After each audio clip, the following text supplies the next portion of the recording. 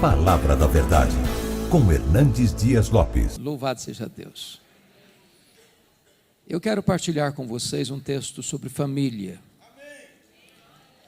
E o texto está no primeiro livro de Samuel, capítulo 30.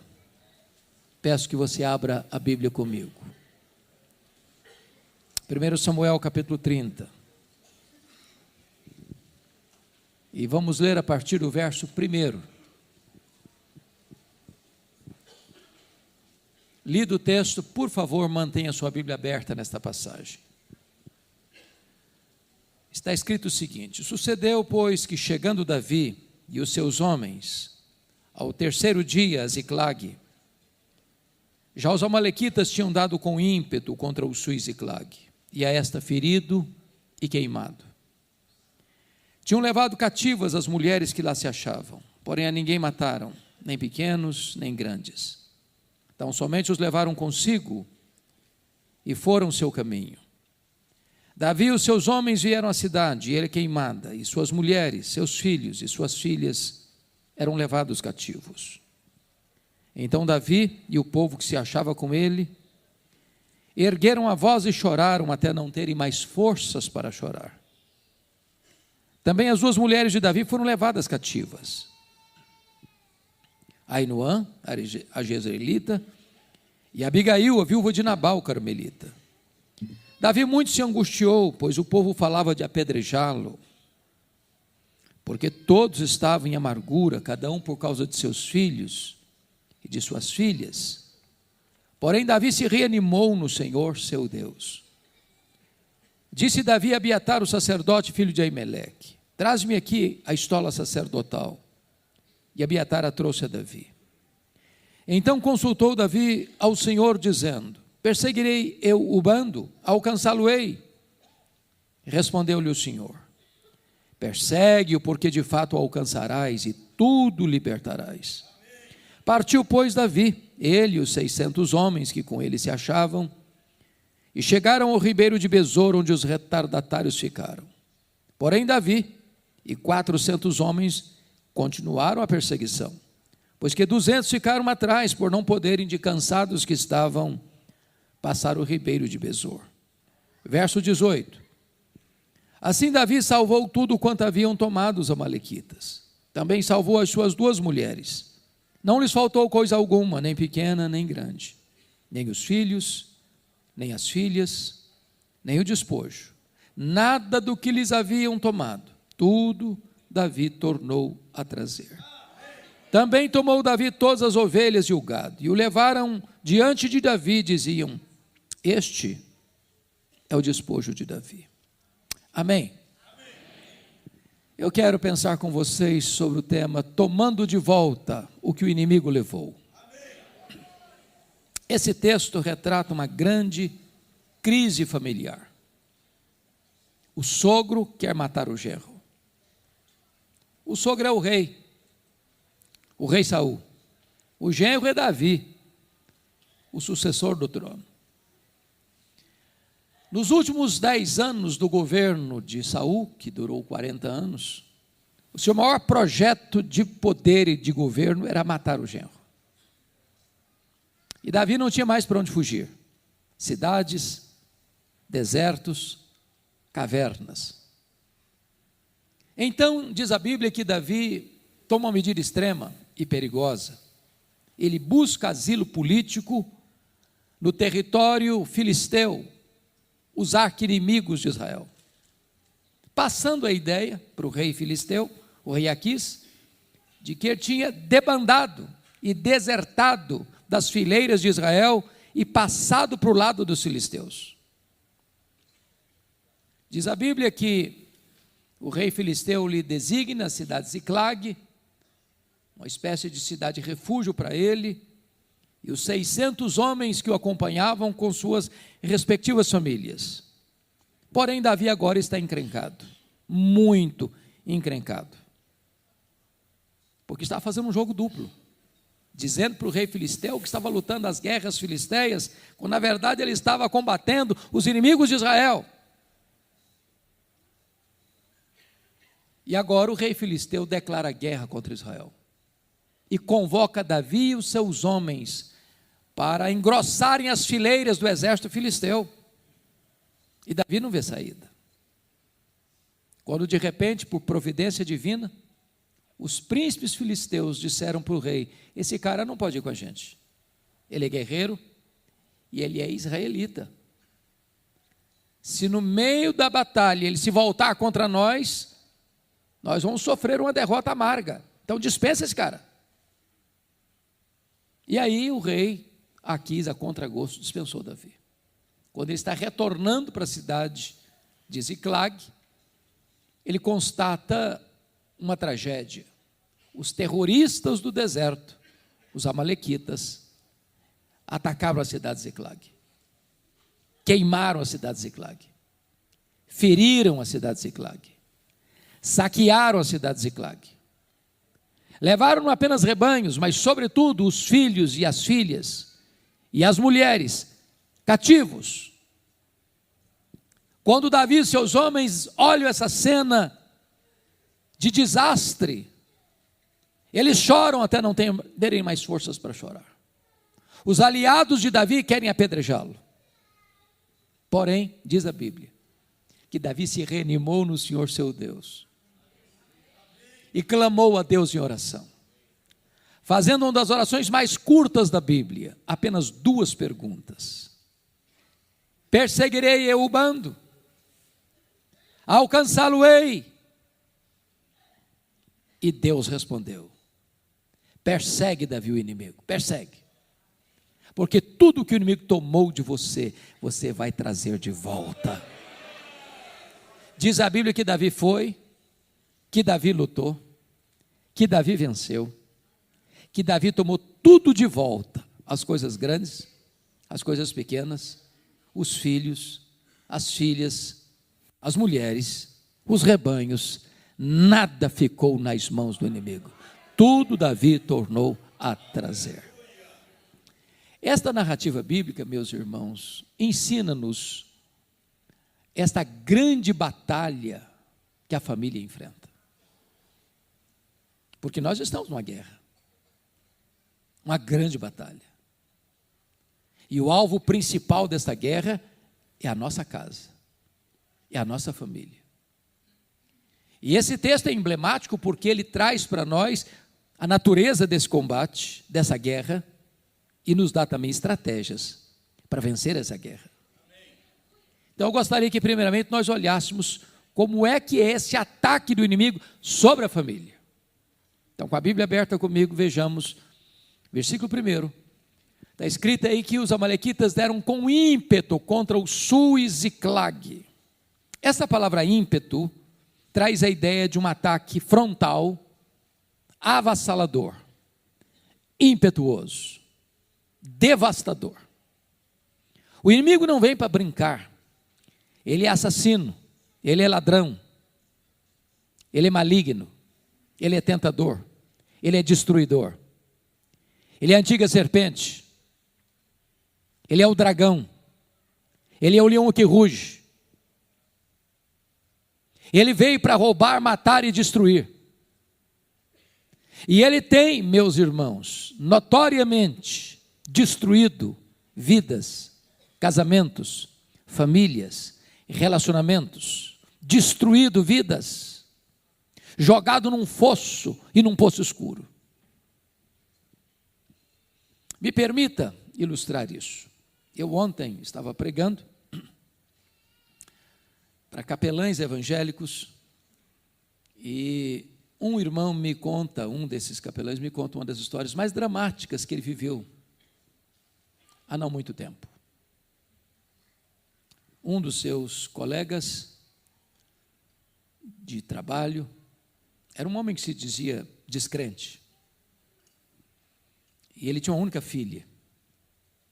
E essa filha, passando uma crise pessoal, sentimental, resolve dar cabo da vida, publicamente, ligando suas mídias sociais e tirando a sua vida. Coube a ele comunicar ao pai essa trágica notícia. O pai se dizia ateu, diante daquela cena de dor, se ajoelha em público, ergue os punhos para os céus e diz: se tu existes, Deus, eu te odeio. Sepultou a filha, voltou para casa, ele e a esposa dependuraram numa corda e ceifaram a vida da mesma forma que a filha fizera. Há muitas pessoas sendo destruídas. Eu estava pregando, pastor Jeremias, numa casa em Vitória, e uma mulher chorava muito, muito, convulsivamente. Quando eu terminei de pregar, fui conversar com ela e disse: o que está acontecendo com a senhora? Ela me disse assim: o diabo destruiu a minha vida. E eu perguntei: o que a senhora quer dizer com isso? Ela me respondeu: eu tinha uma família, meu marido, 2 filhos, um bom apartamento, um bom salário, mas não tinha paz na nossa casa. Havia uma nuvem escura sobre a nossa casa. Ela me disse: um dia eu acordei assustada com o grito dos meus filhos. Quando eu me levantei, meu marido não estava do meu lado. Eu corri para a porta estava fechada. Eu bati a porta não se abriu. Eu arrombei a porta e me deparei com um quadro horrível. O meu marido estava apunhalando os nossos filhos. Quando eu entrei no quarto, ele enterrou o punhal sobre o peito e caiu sem vida sobre os corpos ensanguentados dos nossos filhos. Ela me disse: pastor, eu levei toda a minha família para o cemitério. O diabo destruiu a minha vida. Quis a providência de Deus, pastor Jeremias, que ano passado, distribuindo o folheto cada dia, numa das ruas de Vitória, com a equipe, casa em casa, de longe uma mulher me viu e chamou pelo meu nome e correu na minha direção. E ela me disse: o senhor não está me conhecendo? O senhor não está me conhecendo? Eu disse: me perdoe, eu não estou conhecendo a senhora. Ela disse: eu sou aquela mulher que eu disse para o senhor há alguns anos que o diabo tinha destruído a minha vida, pois Jesus me encontrou, pois Jesus me salvou, pois Jesus me libertou, e hoje eu sou uma serva do Senhor Jesus Cristo.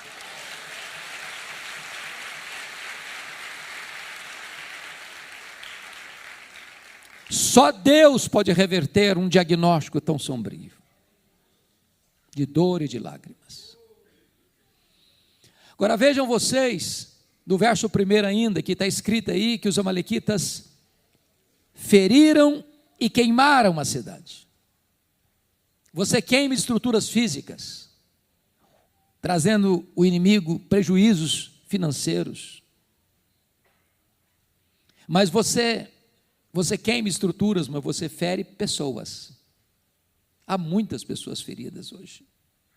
Feridas na honra, feridas na alma, feridas nas emoções, feridas no corpo. Gente que sofreu um abuso dos pais, ou de um parente, ou de um vizinho, que nunca superaram essa dor. Gente que carrega na alma uma ferida que sangra, uma dor que lateja, que pulsa. Gente que ri, que brinca, mas que quando põe a cabeça no travesseiro, tem uma perturbação, uma angústia que não foi curada ainda. Eu estava pregando em São Paulo, e uma mulher de 60 anos se aproxima de mim, com a mão, com uma grande cicatriz na palma da mão, e ela disse assim: pastor, o senhor quer saber minha história? Eu falei: como assim? Eu fui esfaqueada pela minha mãe, quando eu tinha 10 anos de idade. Ela me disse: eu odiei a minha mãe 50 anos. Eu enterrei a minha mãe, eu não perdoei a minha mãe. Estava ferida, ferida na alma. Pregava aqui em Patrocínio, num congresso de médicos. Uma enfermeira muito sorridente nos acolhia, nos recebia. E depois da minha primeira palestra, ela me procurou e disse assim: o senhor está vendo esse sorriso bonito que eu tenho? Eu disse: é claro, é impossível não ver. Ela me disse: pois esse sorriso é uma mentira. Por trás desse sorriso, eu carrego uma alma doente, machucada, enferma. Tantas pessoas feridas. talvez, pastor Jeremias, um dos dramas maiores que eu já tive no meu ministério, foi um pedido de um irmão querido, um líder da igreja. Diz: pastor, o senhor não conhece a minha mãe. A minha mãe tem 80 anos. Eu sou o filho mais velho. Eu nunca vi a minha mãe sorrir. Nunca. Já levamos em todo tipo de médico, de psicólogo, que o senhor possa imaginar. Já foi todo tipo de exame que o senhor possa imaginar. Ninguém diagnosticou a tristeza crônica da minha mãe. O senhor podia orar por ela. Eu falei: eu vou. Quando eu chego, Israel, naquela casa, eu encontro uma mulher com um olhar distante, com um semblante abatido. Começa a conversar, coração dela fechado. Quando de repente o Espírito de Deus, na sua bondade, tocou o coração dela e ela disse assim: eu quero ficar sozinha com o pastor. Quando eu fiquei sozinho com ela, ela me olhou nos olhos e me disse assim: pastor, eu sofro há 60 anos. Eu perguntei: o que houve? Ela me disse: eu traí meu noivo. Ele nunca ficou sabendo. Fui casada com ele muitos anos. Já sou viúva há vários anos. Mas aquele pecado está tão vivo na minha memória, como se eu tivesse cometido hoje de manhã. Eu sofro há 60 anos. Eu vivo numa masmorra emocional. Eu sou açoitada todo dia pelo chicote da culpa. E eu confesso para vocês que eu chorei com aquela mulher. Falei para ela da graça de Deus. Falei para ela do sangue do Cordeiro. Falei para ela do amor de Deus e do perdão que estava à disposição dela. E naquele dia aquela mulher se rendeu a Jesus. Eu tive o privilégio de batizá-la, de discipulá-la, de acompanhá-la cerca de 10 anos, uma vida feliz. Mas estava ferida pelo inimigo há 60 anos. Eu quero dizer para você que Jesus está aqui hoje. O médico dos médicos, o psicólogo dos psicólogos, o terapeuta da alma. E hoje Ele está aqui para curar a sua vida, para curar o seu coração, para curar as suas memórias, para libertar você deste ataque do inimigo. Mas notem comigo no verso 2 e 3, que quando o inimigo vem para atacar a família, ou vem para atacar, o alvo principal dele é a família. Por quê? Porque quando você desintegra a família, ou machuca a família, ou fere a família, você enfraquece a igreja. Não tem igrejas fortes com famílias fracas. Qualquer projeto, seja de governo ou de quaisquer outras instituições, que tem como base destruir os fundamentos da família, minar a família, solapar os alicerces da família, é um projeto suicida.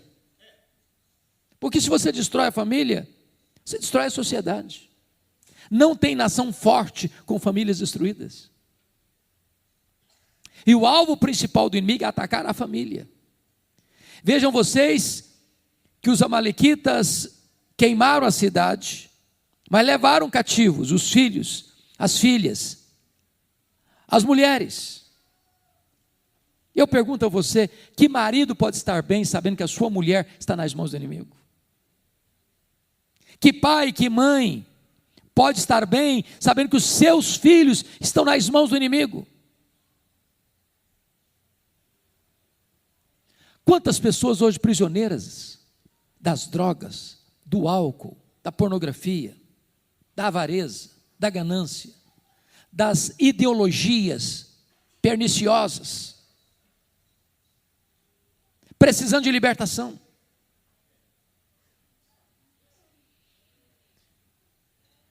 Um dia eu fiquei muito chocado porque um irmão da igreja, trabalhava na área da música, um líder, disse assim para mim: pastor, eu vim comunicar para o senhor que eu estou chutando o balde. Eu falei: o que você quer dizer com isso?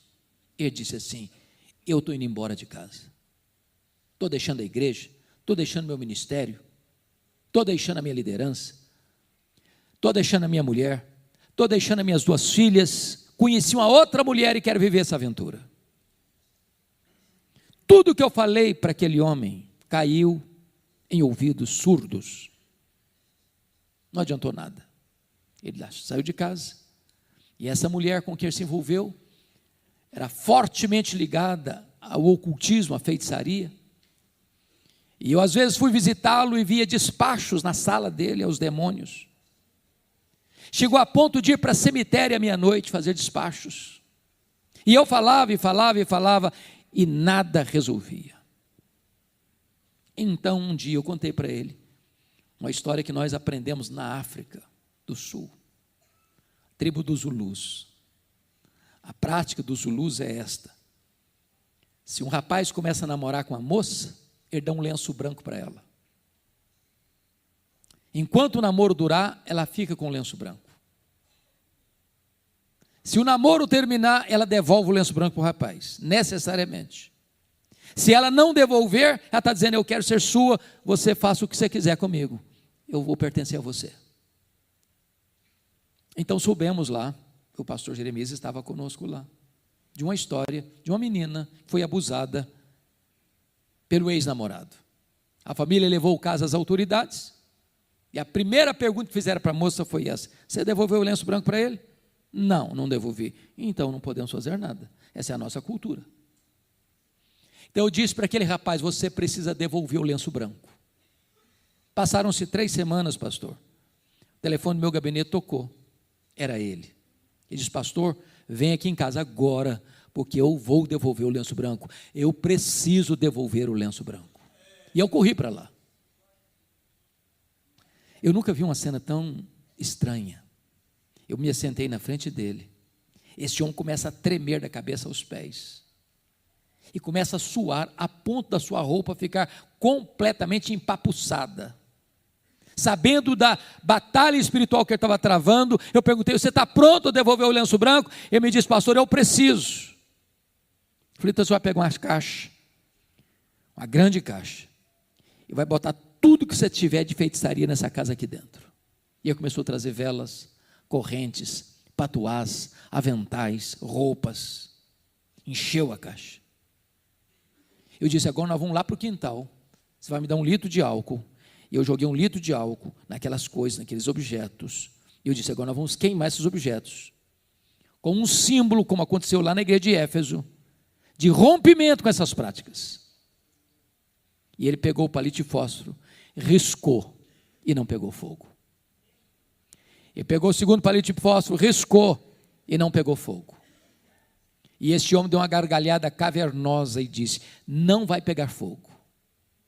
E eu disse: vai pegar fogo em nome de Jesus, porque agora quem vai riscar o palito de fósforo sou eu. Quando eu risquei o palito de fósforo, o fogo pulou na caixa, e esse homem deu um grito desesperador e caiu desacordado aos meus pés. Eu clamei pelo nome de Jesus. O Senhor trouxe a consciência com o coração quebrado, quebrantado, arrependido e transformado. Estava, entretanto, nas mãos do inimigo. Talvez você veja aqui hoje, talvez você que está nos acompanhando, está precisando de libertação. E Jesus é o libertador. Se o Filho vos libertar, verdadeiramente sereis livres, diz as Escrituras. Não importa quanto tempo, não importa quão grossas sejam as correntes, quão terríveis sejam as amarras, hoje Jesus trouxe você aqui para libertar você dessas amarras, dessas correntes que têm prendido a sua vida. Mas ainda, confiram comigo, por gentileza, o versículo 6, porque aí tem outra artimanha do inimigo. Diz o texto que os aliados de Davi, os homens fiéis a Davi, querem apedrejá-lo. O inimigo vem e faz um estrago, e depois ele tem uma estratégia, é jogar uns contra os outros. É o marido que acusa a mulher, é a mulher que acusa o marido, os pais que acusam os filhos que acusam os pais, e de repente a família vira um pé de guerra. Eu vou lhes dizer uma frase aqui, se vocês esquecerem tudo o que eu falar, mas se lembrarem desta frase, me dou por satisfeito nessa noite. E a frase é esta: Quando você faz do aliado inimigo, você faz do inimigo aliado. Seu problema não é sua mulher. Seu problema não é seu marido. Seu problema não são seus filhos. Seu problema não são seus pais. Seu problema não é sua sogra. Seu problema não são seus cunhados. Seu problema não são seus vizinhos. Seu problema não é seu patrão. Seu problema é espiritual. A nossa luta não é contra carne e sangue, mas contra principados e potestades, contra dominadores deste mundo tenebroso, contra forças espirituais do mal nas regiões celestes. Não podemos entrar nessa guerra, irmãos, com armas carnais. Precisamos de armas poderosas em Deus para destruir fortalezas e anular sofismas. Se você lutar contra carne e sangue, você cria mais problema. Você multiplica os inimigos. Você transforma os inimigos em seus aliados e aí a destruição chega. Precisamos abrir os olhos espirituais. Em nome de Jesus. Mas, irmãos, nesse primeiro ponto vamos olhar o último aspecto. Está lá no versículo 16. Nós não lemos o versículo 16 no começo. Você pode dar uma olhadinha agora.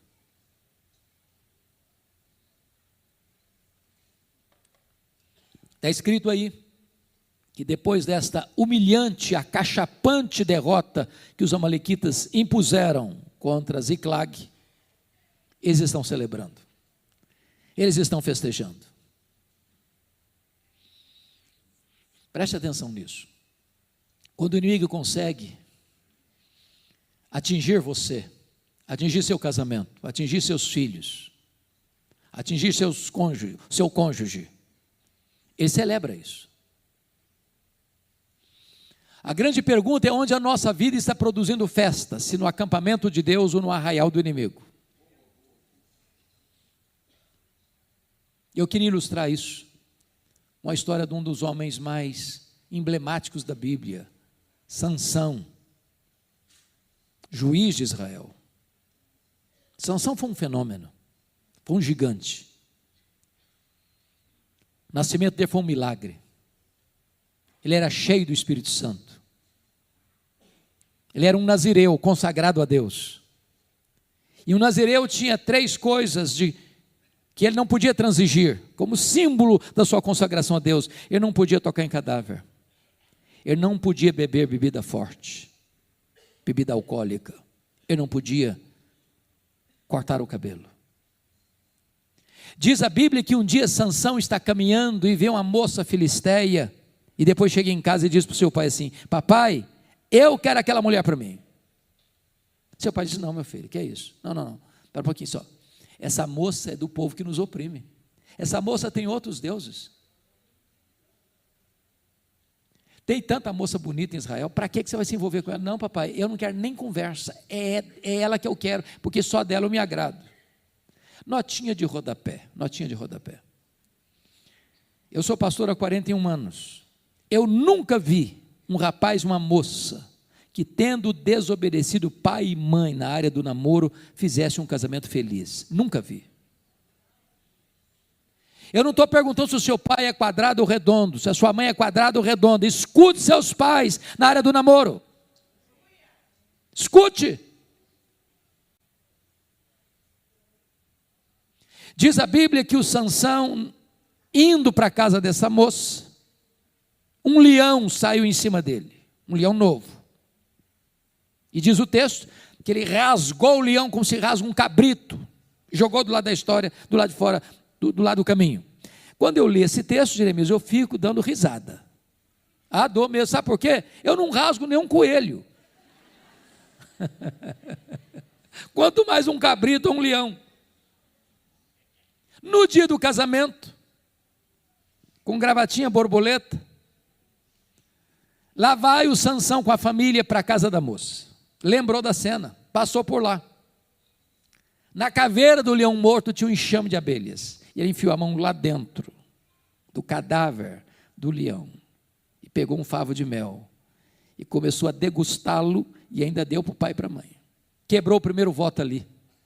procurou doçura no que estava podre, procurou prazer no que era proibido. Ali quebrou o primeiro voto.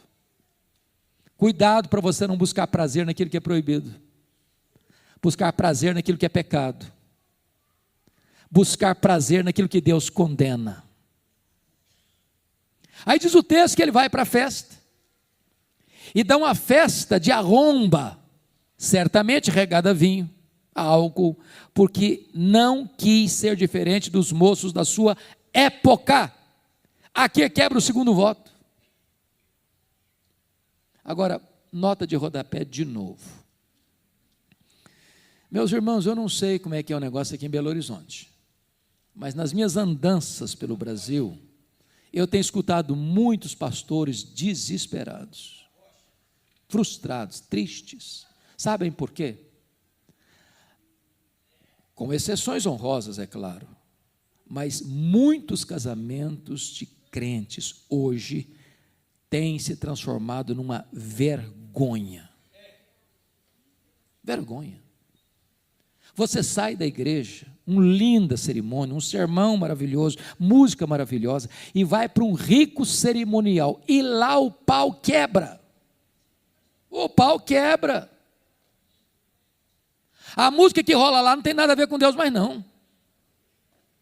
A altura da música é insuportável, é de arrebentar os tímpanos, ninguém consegue conversar. Bebida alcoólica se serve todas. Lá pelas tantas as luzes se acendem como uma boate, e o povo de Deus bêbado cai na pista de dança, e volta para casa com as pernas trôpegas. Sabe o que é triste, irmãos? É que Sansão não teve peito para dizer o seguinte: eu sou nazireu e a minha festa é diferente. Eu sou diferente. E tem umas conversas por aí que, não, pastor, mas eu convidei uma pessoa muito importante, os meus convidados são muito ilustres, se eu não servir bebida alcoólica, vai ficar muito sem graça. Irmãos, eu já fui em festas de arromba, sem uma gota de álcool. Eu já fui em festa de você ficar constrangido de tanta beleza, de tanta pompa, sem necessidade de ser regado a álcool. O dono da festa é você. Nós não precisamos imitar o mundo, irmãos, para sermos relevantes, para fazermos coisas de bom gosto. Diz a Bíblia que o Sansão propõe uns enigmas esquisitos para a moça, e na verdade ele teve que sair da festa de casamento para matar 30 filisteus, não tem graça nisso, e quando ele volta da matança, o sogrão dele tinha dado a mulher dele para outro homem. Ele ficou irritado, queimou a campina dos filisteus, os seus irmãos o prenderam, e quando foram entregá-lo para os filisteus, ele rompeu as cordas e matou 1000 filisteus com a queixada de jumento, e diz a Bíblia que agora ele desce para Gaza, ele, um homem de Deus, se deita com a prostituta. Ele sai de Gaza com os pecados, com os portões da cidade nas costas, e com o pecado da cidade no coração, e dali ele deita no colo de uma outra mulher filisteia, e começa a brincar de novo, até que descobre o segredo da força, que não estava no cabelo, a força estava em Deus. O cabelo era apenas um símbolo. O Espírito de Deus se retirou dele, se tornou fraco. Sansão, luz, ficou cego.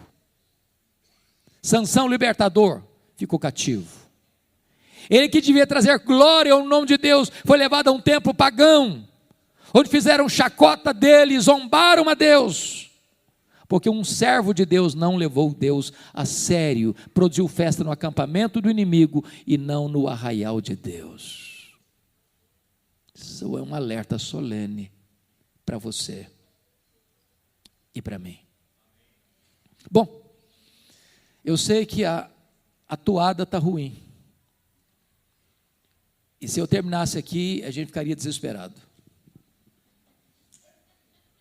A pergunta agora é: o que é que eu vou fazer quando eu percebo que o inimigo está atingindo a minha vida ou a minha casa? Vamos aprender com Davi. Primeira coisa que Davi fez, irmãos, está no versículo 4, olha comigo. Davi chorou até não ter mais forças para chorar. Às vezes, irmãos, nós estamos lutando pela nossa casa com o coração seco demais e os olhos enxutos demais. A nossa geração está chorando muito mais diante dos melodramas de Netflix do que dos dramas da vida.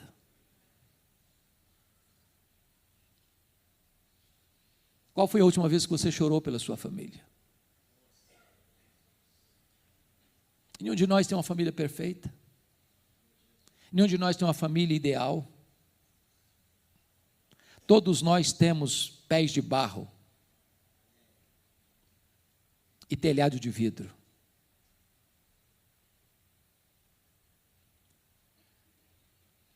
Às vezes há dramas terríveis, amargos, difíceis na nossa casa. Às vezes as pessoas nos veem, mas não sabem os dramas que temos. Eu já cheguei algumas vezes a ponto de desesperar-me. Meu Deus, o Senhor faz um milagre na minha família.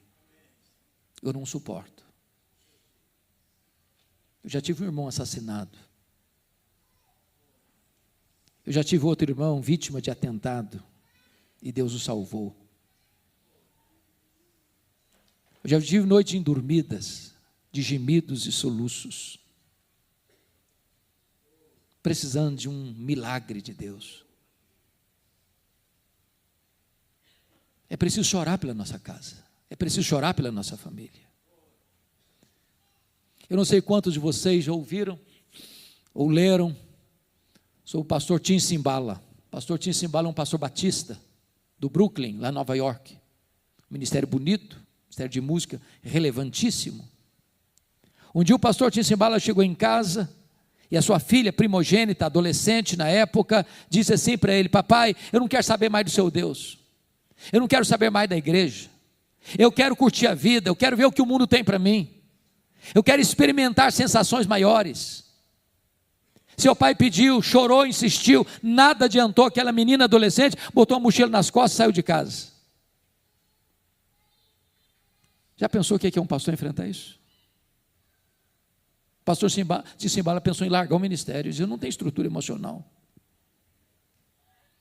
Um dia um colega dele ligou para ele da Flórida e disse: pastor Simbala, esquece essa menina, toca a sua vida, toca o seu ministério, ela não está nem aí com você. Mas como é que um pai esquece uma filha? Como é que uma mãe esquece um filho? Um dia o pastor Simbala está na igreja, numa vigília de oração. Quando uma irmã se levanta e diz assim: pastor Simbala, a nossa igreja nunca chorou pela sua filha. A nossa igreja nunca levantou um clamor em favor da sua filha. E diz que naquela noite os crentes deram as mãos ao redor dos bancos, e aquele templo se transformou numa sala de parto, de gemidos, de soluços, de lágrimas. Ele chegou em casa de madrugada e disse assim para sua esposa: minha querida, eu não tenho dúvidas de que Deus libertou nossa filha nessa madrugada. 3 dias depois, a campainha tocou bem cedo, a mãe foi à porta para atender, era a filha em prantos. E ela entrou porta dentro, foi no quarto onde estava o seu pai, agarrou nas pernas do seu pai e disse: papai, me conte o que é que aconteceu há 3 dias de madrugada. Eu estava em casa, quando de repente eu fui tocada pelo poder de Deus, as escamas caíram dos meus olhos, a dureza do meu coração foi quebrada. Eu estou de volta, meu pai. Volta para Deus, volta para minha família, volta para a igreja. Jesus me libertou.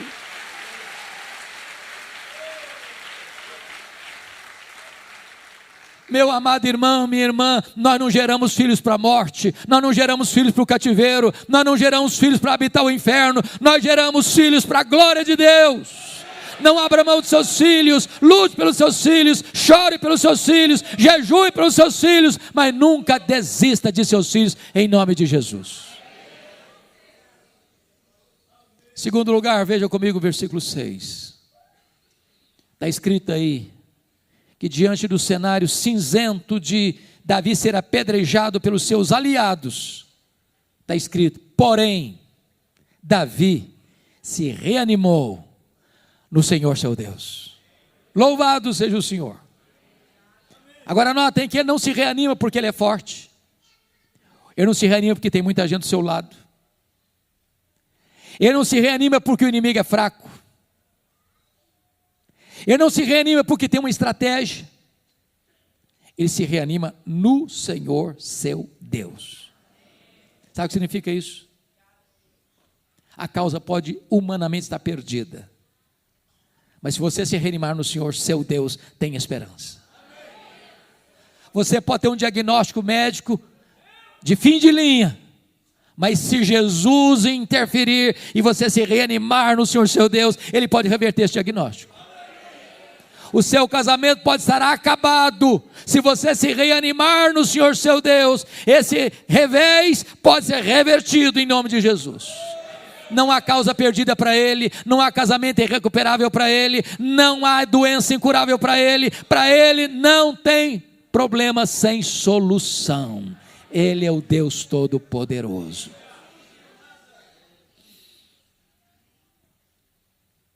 Eu me lembro que há pouco tempo uma irmã da igreja me procurou.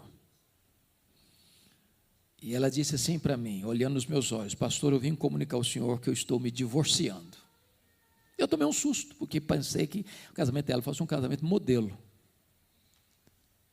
E eu, recuperado do susto, perguntei: você está se divorciando?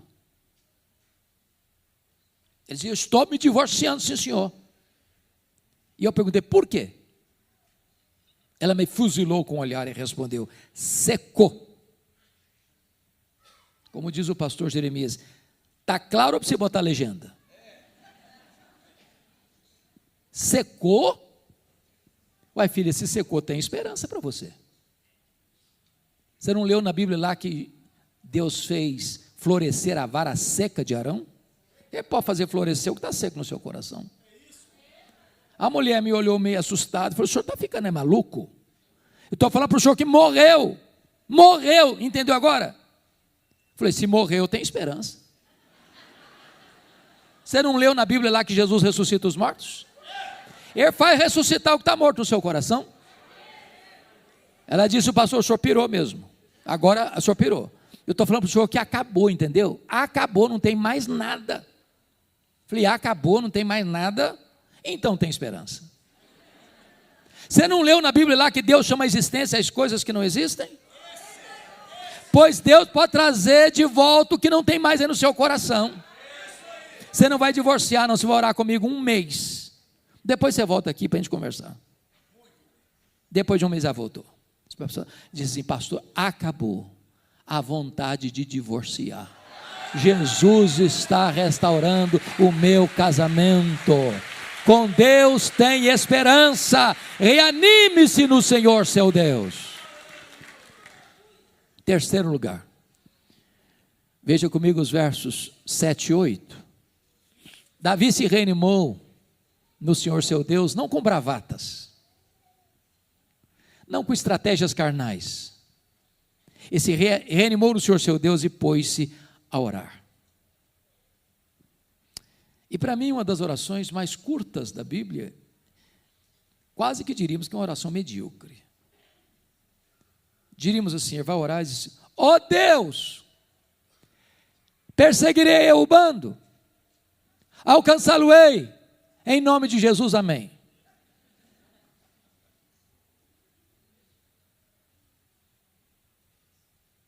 Medíocre, não parece? Trocando em miúdos, o que ele está falando? Ele está dizendo: ó Deus, eu estou levando de goleada do inimigo. Eu vou aceitar passivamente a decretação da derrota na minha vida, na minha família, ou eu vou reagir? Eu vou jogar a toalha ou eu vou reagir? Eu vou entregar os pontos ou eu vou reagir? Eu vou dar de mão beijada a minha família nas mãos do inimigo ou eu vou reagir?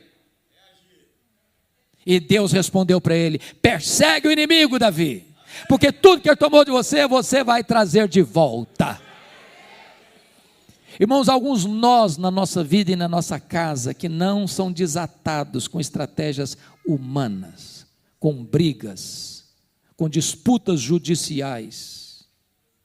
Alguns nós na nossa vida só são desatados quando nós ficamos de joelhos, clamando aos céus por um milagre. Um milagre. Preste atenção nisso. O que Deus promete é vitória e não ausência de luta. O que Deus promete é chegada certa e não caminhada fácil. Porque Davi orou, ele lutou. Mas a luta não foi fácil.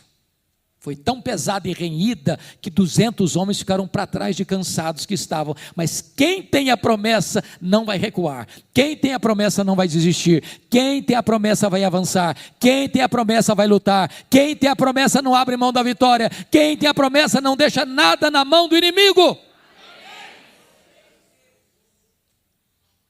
Diz a Bíblia que Davi foi, que Davi lutou, que Davi venceu, que Davi tomou de volta as coisas grandes, as coisas pequenas, os filhos, as filhas, as mulheres, os despojos, nada deixou Davi nas mãos do inimigo.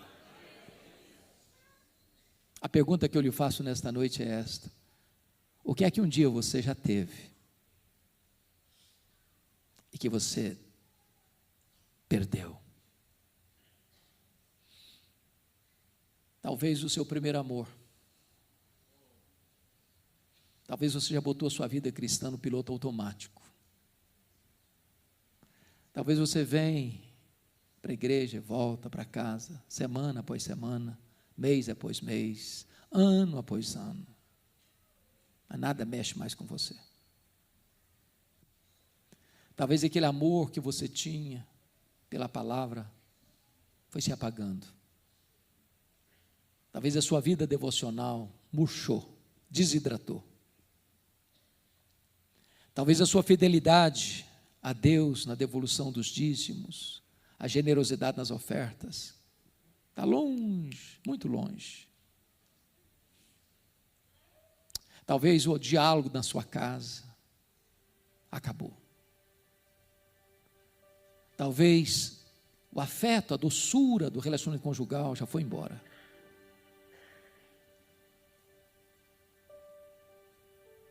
E hoje o Senhor está aqui, dizendo para o seu coração: não deixe nada na mão do inimigo. Tome de volta o que o inimigo levou. O seu Deus é o Deus da restituição.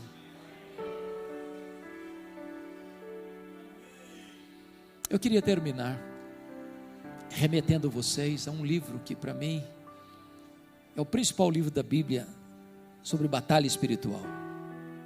É o livro de Êxodo.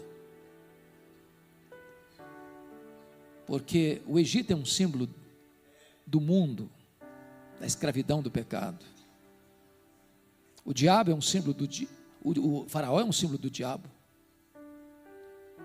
Moisés é um símbolo do libertador. O Êxodo é um símbolo da redenção.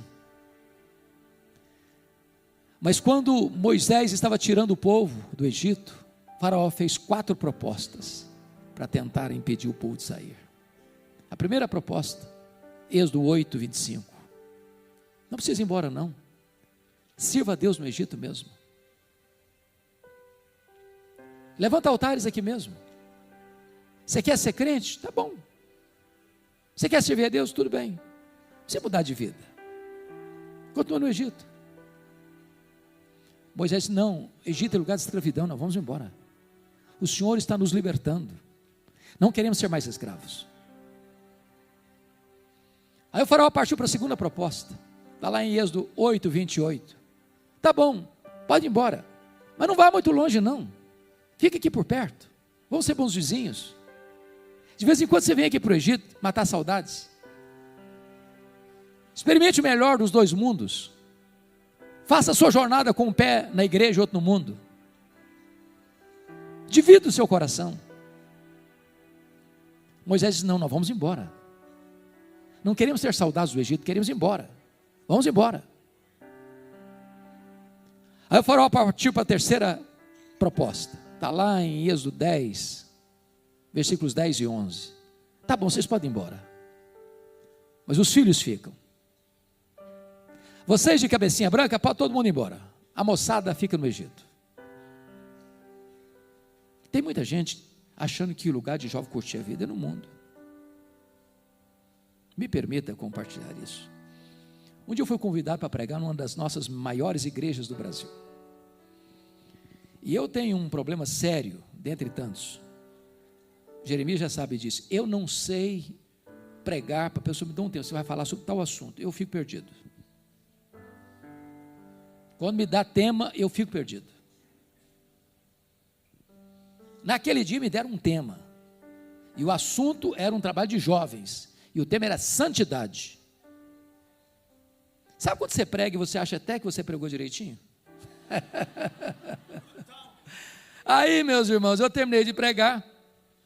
O grupo de liderança dos jovens, com muito carinho, me empurraram para uma sala e trancaram a porta. E o líder desse jovem botou o dedo no meu nariz e disse: o senhor é um homem retrógrado, quadrado, ultrapassado. O senhor está pensando o quê? Nós somos jovens universitários. Qual é o problema da gente ir para a boate? Qual é o problema de a gente tomar uma cervejinha? Qual é o problema de a gente curtir a vida? Nós somos crentes. Domingo nós estamos na igreja. Eu quase apanhei. Eu disse: meus irmãos, vocês é que me convidaram, eu já estou indo embora também. Mas antes de ir embora, eu tenho que dizer duas coisas para vocês. Primeira coisa, 1 Coríntios 10, 31. Portanto, quer comais, quer bebais, quer façais qualquer outra coisa, fazei tudo para a glória de Deus. Eu disse para eles assim: olha, vocês querem ir para a boate? Querem encher a cara? Pode ir, pode ir. Agora, tem que ser para a glória de Deus. Se conseguirem, vão em frente. Duvido que consigam. Segunda coisa, Colossenses 3,17. E tudo o que fizerdes, seja em palavra, seja em ação, fazei em nome do Senhor Jesus, dando por isso graças a Deus Pai.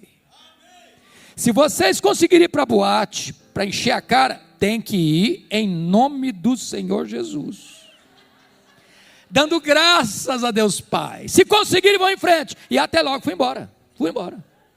embora. O grande problema de pastor, irmãos, é que pastor costuma ter amnésia. Uns 10 anos depois eu recebi um convite e nem percebi que era para a mesma igreja. Quando eu chego, eu tomo um susto. Para piorar a situação, a primeira pessoa que me aborda, uma senhora. E ela me fez a pior pergunta que se faz a um pastor. Ela disse assim: pastor, o senhor está lembrado de mim? Nunca faça essa pergunta a um pastor, você vai constrangê-lo.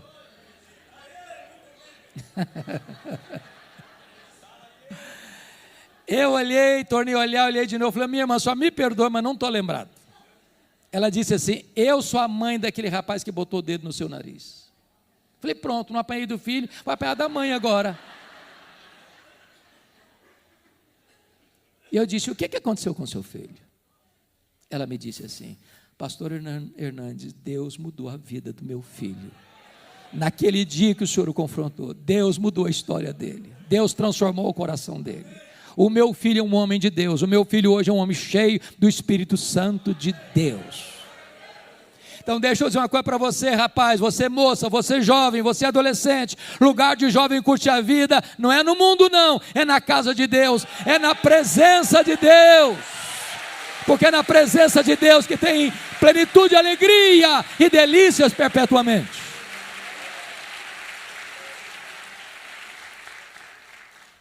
Mas aí o faraó partiu para a última alternativa. Êxodo 10, versículos 24 a 26. O faraó disse assim: tá bom, pode todo mundo ir embora. Os rebanhos de vocês ficam. Vocês servem a Deus, o dinheiro de vocês serve ao Egito.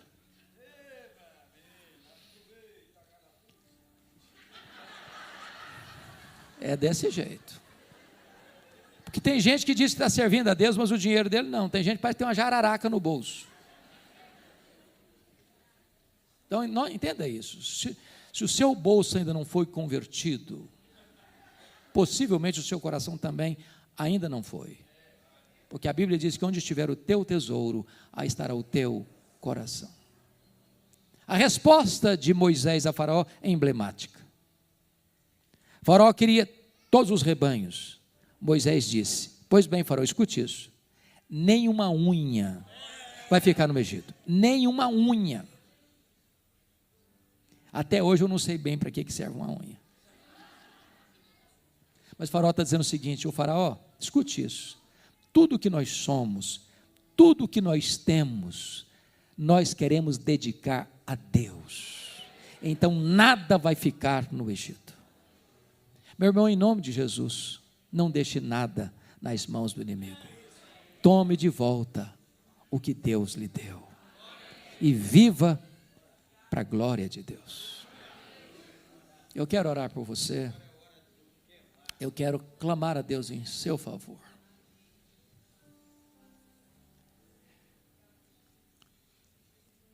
O livro O Monge, o Executivo, tem uma frase que vale o livro para mim. Esse livro diz assim: você não é o que você fala, você não é o que você sente, você não é o que você promete, você é o que você faz.